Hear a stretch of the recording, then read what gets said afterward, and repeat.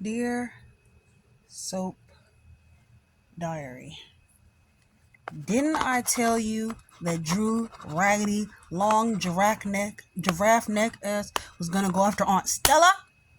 And didn't I tell you that was gonna be my last straw? I've had enough today. I've genuinely had enough. I've had enough. After I record this review, I'm going to sleep. See, there's still light outside, right? I'm going to sleep because I just watched Beyond the Gates and I had enough of that. And now, General Hospital, you've sealed your fate. I've had enough.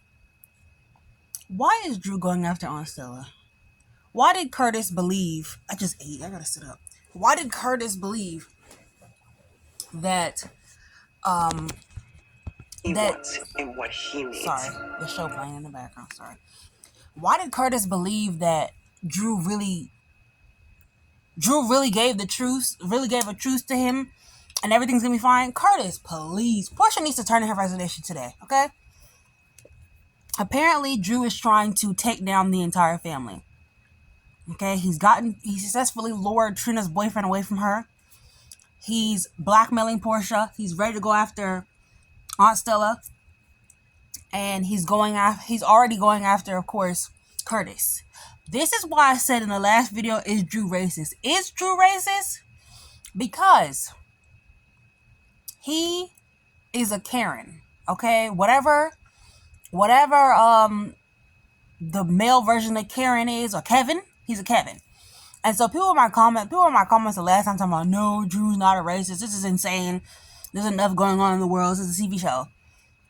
No, I'm starting to believe that Drew's manipulations are racially motivated, okay? Drew only blackmails black people. He could have very easily blackmailed Nina. He could blackmail Willow into staying with him right now, what he knows about her. He could have blackmailed Nina into falling in line, or else I'll tell her we slept together. Or he could blackmail Nina into doing whatever he wants now because he knows that Nina had him drugged. But does Drew ever do anything like that? No. He goes after Curtis. And Curtis's entire lineage. Okay? I'm surprised he's not trying to find out where Marshall is and blackmailing him too. Yeah, I want you to never get off tour right now, so I'll tell the Social Security you faked your death or some crap. Like, Drew is always exerting himself in a position of power over black people. I mean, bursting into their offices, walking around telling them what to do. He's this close to telling Curtis, do what I tell you now, boy. Drew only blackmails black people. Are we not seeing this? Are we watching two different shows? Only blackmails black people. I can't. I'm the only one seeing this, but okay. So Alexis goes to the house about this episode is basically called the Drew Diaries. Okay, Alexis goes to the house to try to figure out what she can do. She can talk to Monica, but Monica's apparently too sick with some virus. Can we use AI to have a last conversation with Monica? We have enough of her voice, enough of her words, enough of her moving around to use AI to have some scenes with Monica. Let's use AI in the right way, okay? Don't even kill Monica off. Just keep having her there as AI. So he's trying to take Scout to DC with him. And Alexis is like, look, I really, really do not want this to happen. She is my last living link to my daughter. Like, yes, we have Danny, but this is my Davis girl, you know? So she needs a mother figure in her life. And my daughter would really want me to take care of her because she's a little girl. And she didn't have enough time with her mother, if you ask me, because she's a little girl. So they don't want him to take Scout away from his family. She's trying to speak to Monica, but like I said, Monica's too sick, so she speaks to Jason instead. He's like, please, you know, there's nothing you can do about this. They're talking and they're venting their Drew frustrations.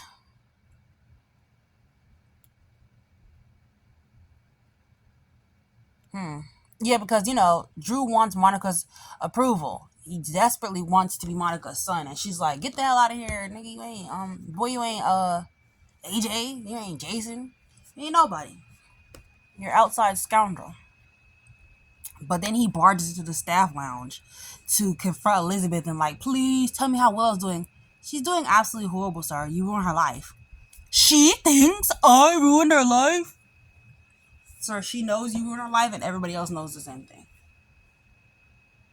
I'm ready to throw up. I gotta get out of here. Thinking about Drew making me throw up. Liz informs him that she's doing her best to put her life back together, but she needs time and space to heal. She even tells him that maybe one day they can end up back together in an honest place. Girl, bye. But Drew won't leave her alone.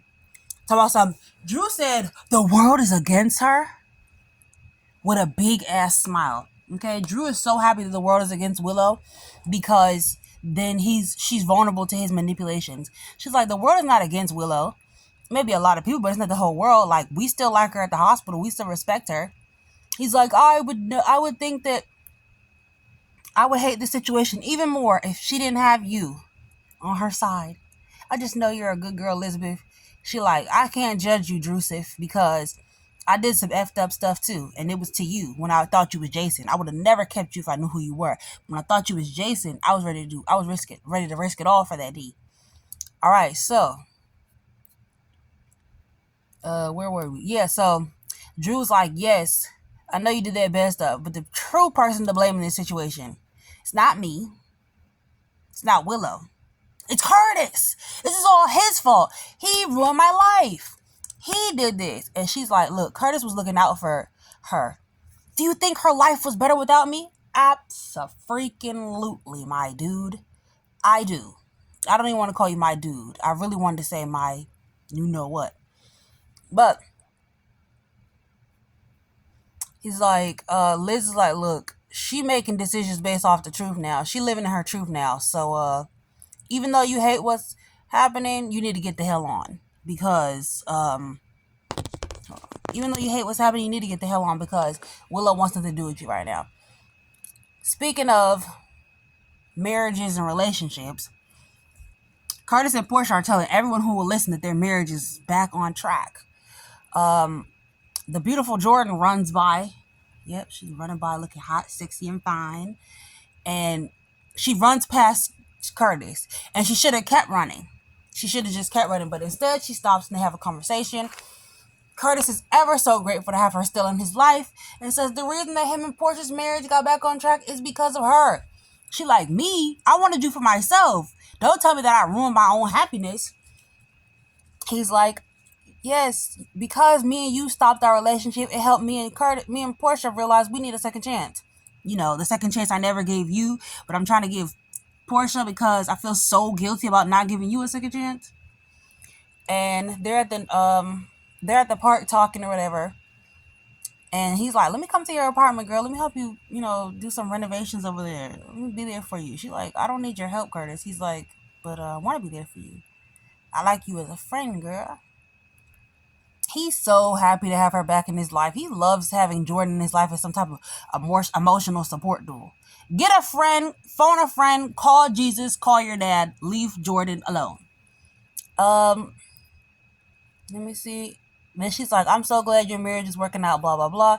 He like, what's going on with Sewell? She's like, look, the money is good, okay? I got a nice new place. He's like, but you're risking your life. She's like, look, I am a black woman in America making a lot of money, and this job is not annoying, okay? It's a lot of challenges, but hey, life's good, She's getting to that bag, and that's what matters. It's fun. It's good fun making money. Dang. She's feeling the best she's ever felt.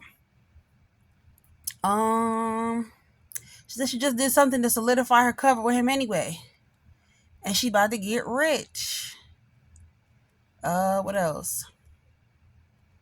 So while they're in the park, the conversation is going on between, there's a conversation going on between Isaiah and Portia, and Isaiah tells Portia he's happy for her, and that fact that, oh my God, I'm so sorry, you guys.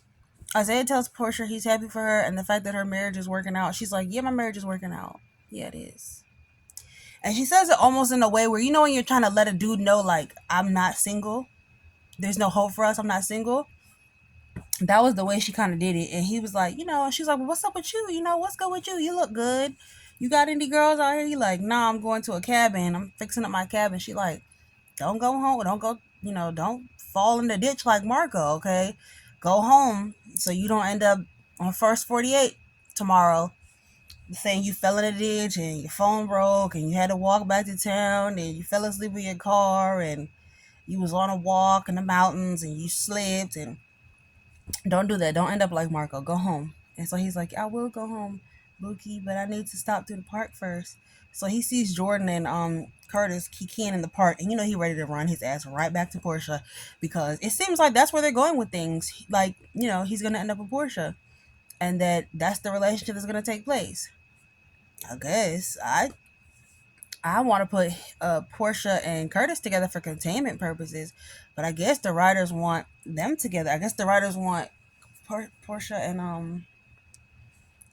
and Isaiah together, and Jordan and Curtis together. Although he needs to stay his ass away from the beautiful Jordan, they do have pretty good chemistry, y'all. You can't fake that. They do.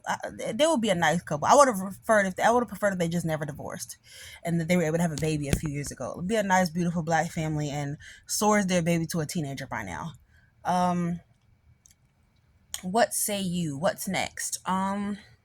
So yeah, I would have preferred that, but it is not what happened. And so after Isaiah leaves, Portia was like, that boy look good. Got a little talk with my work husband. Everything on track. Everything is good. Isaiah licking his lips, biting his lips, walking away. He like, yeah, I got that shit. I got that shit, shorty. And then she like, yeah, you got that shit, shorty, for real. And she's blushing. And then Aunt Stella's right there like, excuse me. And I fell out. When I seen Aunt Stella there, because yeah, I knew Aunt Stella was gonna say, and what are you doing in that fine Negro's face on this good Tuesday, ma'am? Aren't you married? But she's like, oh, you don't want any evidence of impropriety, blah blah blah. You don't want to look unprofessional now, my dear. Okay, aka don't cheat on my nephew, because I may like you now, but I can stick my foot so far up your behind that you will have to get it surgically removed. Isaiah might have to take it out of your behind at that point. Yeah, so she's like, oh, no, everything's good. Like, we're just friends. There's boundaries in place. I'm a good chief of staff, blah, blah. I'm going to still work at this hospital because everything's going to be good, and Drew, blah, blah. So Isaiah didn't mention the blackmail yet, although we know he's going to bring it up later in a conversation when he brings up the fact that he saw the beautiful Jordan hanging out and getting cool with the man she has chemistry with, which is Curtis. And I'm actually over Jordan on Isaiah, because Isaiah is acting like a bi. He's very chatty Cathy, and he's being just annoying about the situation. And so I'm kind of over Isaiah and Jordan. Unfortunately, she's too woman for him. He needs somebody weak. He needs to be with Willow. What else? And then the last thing that happened was Dante and Lulu and Obrecht met up because Laura asked them to. And basically Obrecht was like, I'm the boy's grandmother. I deserve a place in his life. You guys are keeping him from his granny. How dare you? I'm getting a supervised Q&A with my grandson. What do you want me? What do you want to do now? Approve the questions and also go over, rehearse, and approve the answers? He's my grandson. And Dante got up in her face and was like, look, ho, he's not your grandson. I know who you are, I know what you are, and I know that I remember that you kidnapped me and you tried to use me as your own personal mercenary. And you're evil as hell. So yeah, if I let you be near my son, I'm doing you a huge favor. But what I really should do is search down every warrant for your arrest and drag your ass back to Steinmauer, okay? With a bag over your head and chains all on your legs. And arms and legs. And she's like, do it. So Lulu looks scared because she's like, dang, I didn't know about all this, when she tried to turn you into her very own personal soldier boy, like Helena did with Drew all them times. She's like, dang, I didn't know all that. So then it kind of puts things in. I mean, I already told you guys that I understood where Lulu was coming from, but it kind of puts things into even more perspective as far as like this storyline and how tone deaf it is, and the fact that Obrecht did all that horrible stuff to Dante and what she did to their family, because it can be compared to like when you go to a fertility doctor and he injects you with his own bodily juices instead of your husband's, and now you're pregnant by him, stuff like that. It's just wrong. So I understand where they're coming from, and Obrecht is really pushing it right now, and I could really see where they're coming. I would just cut off all contact with her, but she was basically like, do it and see how Rocco feels about that. I'm his granny. Everybody was like, hold up, you ain't no grandma now. Even Laura was like, hold up, I'm the grandma. Like, what are you talking about? And they're like, yeah, Olivia's his only other grandmother. And yeah, so Obrecht was pushing it. She really was. She really was. She really was. Um, let's see. Let's see. They don't really want to let him anywhere near her because they really do think she's a horrible person. But things really did take a turn for the worse in that meeting. And she was like, "Look, Rocco has a right to woman in his life." They're like, "He's not an adult; he's a child." And so we're going to decide whether or not you're going to be in his life. They even have Lulu apologize to her, which I think is crazy. They took it a step too far with that. Lulu should not have apologized to her. I mean, she should apologize to her son for, making a scene at his job. Let's see. She's like, Britta carried him. She's the reason he's alive. It's her blood in his veins. I think that's kind of true a little bit with surrogacy. And her blood did keep him alive, and another surrogate would have not done a good job because Britta keeps herself healthy, basically. And we gave you a miracle, and Britta is a miracle, and you guys are haters, and let me see my grandbaby. And yeah, the whole thing went awry. It really did. Then Anna talks to Jack and's like, I'm gonna tell Drew. I'm gonna tell Carly what's really going on. And Carly yelled at her, and I'm tired of Carly and this immature attitude. Like, you're 52 years old. You really need to grow up. I'm tired of her yelling and screaming at people acting like that. It's not cute. It's not becoming. It does nothing for the character, and they need to have her stop yelling. It's just not it. I'm tired of it. Then there was a scene with Britt. She's at the resort, and they're telling her basically go back to the lab, and she's like, basically, I'm on strike. And then Jocelyn and Vaughn show up, and they're like talking, and they're about to see her. So that's basically the whole episode. Like, if there's anything else, we could talk about it in the comments because yeah. Oh, Anna comes to the Q mansion basically to tell Britt, basically to tell Jason to go after Britt, which I said she would do. That something would happen, and she was like, "Yeah, go after Britt." That's why they had the conversation, and they had her tell him no, just so they could end up telling her yes. So the guy that Britt's with, name is Pascal.